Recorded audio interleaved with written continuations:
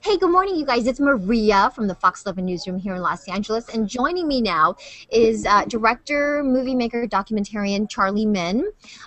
Charlie has produced a new movie, a new documentary titled thenewjuarez.com. I'm very interested to find out what's going on over there, because the last time you were here, just the numbers, the numbers of murders, and these are like crazy, horrific murders, were way up, and so I want to get an update from you. But first, let me introduce everybody in the Hangout here. This is Drew. He's hanging out with us from here in the Valley, actually. Good morning. How are you? We've got Justin, who is from Brighton. He's in the UK. He's there somewhere. Hi, Justin. Kempton is in Calgary, Canada. Hi, Charlie. We've got Stormy, who is in Mississippi. Howdy, We've Charlie. got Trev, who is also in the UK. He's in Yorkshire. Hi. And then we've got some people watching us on YouTube right now, also on our on-air. And hey, you guys, make sure you plus us and like us and share the link, okay? That way everybody else can see that we're hanging out definitely here with Charlie. So let's start out with thenewjuarez.com. I was just reading a little bit, and correct me if I'm wrong, I was looking at your numbers. Is that right, that back in 2010 in Juarez, there were 10 murders a day, and as of last year, it has come down a bit? The last 7 months, it went down to 1 murder per day. The name of the film is The New Juarez, and the web address is thenewjuarez.com. Mm-hmm. Now, last time we were here, I mean, we were just hearing the most crazy stories of decapitated people. I mean, we're talking about like tons and tons and tons of murders in Juarez. What happened? What was the change? Well, there was a shift in the city. They brought in a police chief, a no-nonsense former military officer, and Julian Leziola Perez. He was a former police chief in TJ, Tijuana. They brought him into Juarez to duplicate the same success he had in Tijuana. He's done that. He's the only person I'm aware of that's challenged the cartels publicly and is still living.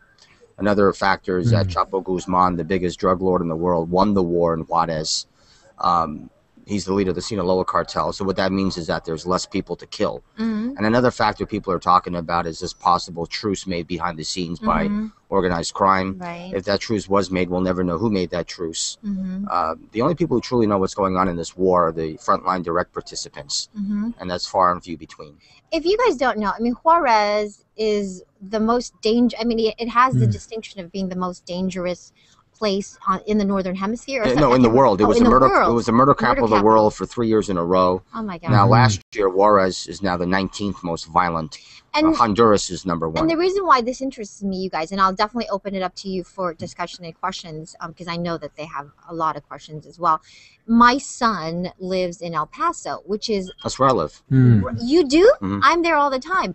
We have got to talk. But it is right across from Juarez. And literally when we are driving around El Paso, I can just look over and, you know, shake hands literally. 300 feet apart, the two cities. It's wild. The most dangerous city, or what once was in the world, in El Paso, which is one of the safest cities in the country. It was the safest city, safest city in the United States in 2012. It's crazy. And in 2010, Juarez had 3111 murders in 2010. El Paso that year had 5.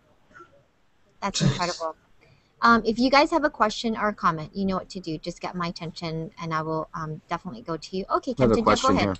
Yeah, Charlie, what do you think when you start doing documentaries in this kind of subject? Because it's very dangerous, right? I mean, as a filmmaker, I mean, do you ever feel that, gee, I mean, the guns is going to be on me sometime? What was, really good or your family? I mean, what do your family think?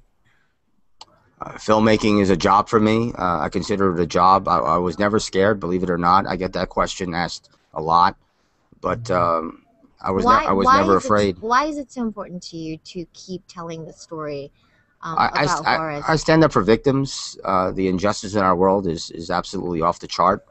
We have too many cowards running around killing people. They need to be put in jail. And I stick up for victims who need justice.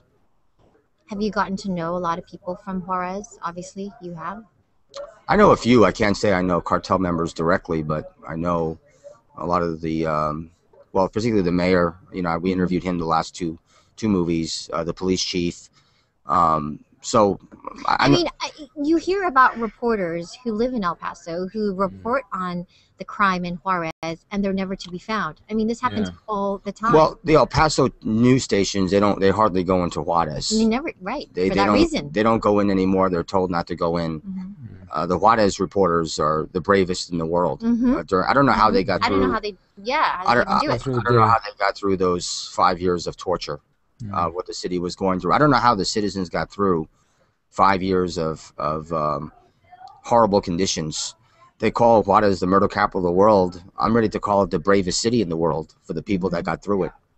So now you say it's down to one or whatever it was. One per day. One per day. Do you think it'll stay that way?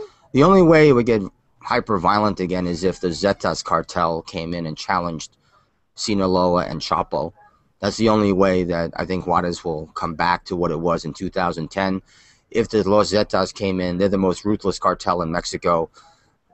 The violence may get worse than what it was the last few years. Do you think that your movies have had an impact on what's been going on? It's hard to say. Some people credit me for the violence going down. If it was me, then great. But I'm here to help any way I can to get the word out and hopefully bring peace to Mexico. I mean, certainly the attention when you turn away, often, that's when we forget, right? And then all that. What do you mean stuff. turn away? When people turn away from what's going on over there, like if not being aware of, aren't aware of what's going on, then I would think it would get worse again. It's hard to say. I don't know how much of an impact my movies had. I'd like to think it's had some impact. But I do want to stress that as long as the United States keeps consuming illegal drugs, this will never go away. Yeah. I've always said Americans get high, Mexicans die, and that's no lie. Yeah. Yeah. Charlie, I can have a lot of questions because I actually am a documentary filmmaker too. So 8 years ago now, I made my first documentary. And after this drought, I'm ready for my second. But you have made 12 films already. So I want to ask you about how did you go about, especially in the beginning, getting the consistent funding and getting the film mix in consistently? I need to get into the rhythm. Good question, Kempton. The first film is always the hardest because you're an unknown and who's going to back you. I got really lucky. I was a sportscaster in Portland, Oregon, covering the Portland Trailblazers. That's the voice. Dale I recognize the voice. Oh, okay. We do have to talk afterwards. Someone lives in El Paso, I know. Yeah. Right? I needed funding for a movie called A Nightmare in Las Cruces, which is a cold case in Las Cruces, New Mexico. And Dale Davis was making $10 million a year playing in the NBA. He wrote me a check, and we were off to the races. Nice. Wow. There's a new pilot that's just come out that's been picked up. I can't remember which network, but it's called The Border. Yeah, it's being some of it may be shot in. Some of the pilot was shot in El Paso. Right. I don't know if you heard of it. I've heard of it. They just picked it up, like you said. I read that. It was just last week. Yeah. Yeah. So I pay attention to the stuff that goes on in El Paso naturally. Right. Because my son is there. But anyway, you guys, if you check it out, the new Juarez.com.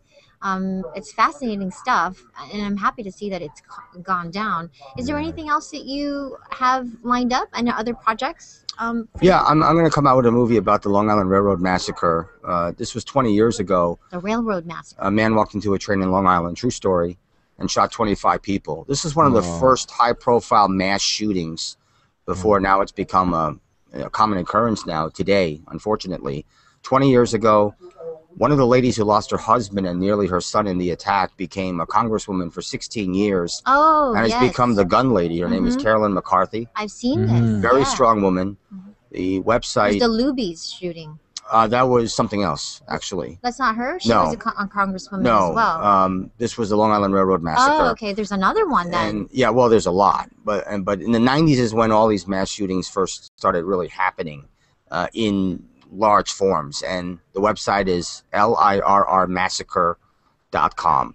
Long Island Railroad Massacre. Right, lirrmassacre.com. True story. It's going to come out later this year. The 20-year anniversary is this year. And a lot of mass shootings today, unfortunately. Well, Charlie, I'm sorry, Kim. okay, no more sneaking in. Last question. Yeah, Yeah, I want to ask you, how you feel about the current mass shooting and whatnot. But yeah. I'm sorry. I have to let him Okay, go. no problem. Sorry. All right, thanks a lot, Charlie. I have a feeling that Charlie's going to be back Yeah, please. with us again. And Great to meet you, Charlie. That was very great. That was a good information. Awesome. thanks, you guys. Thanks, everyone. Will you Great take a quick experience. photo with us before we go? Oh, not at all. Let's do it. Right here. There's the camera. Cheese. Cheese. Thank you.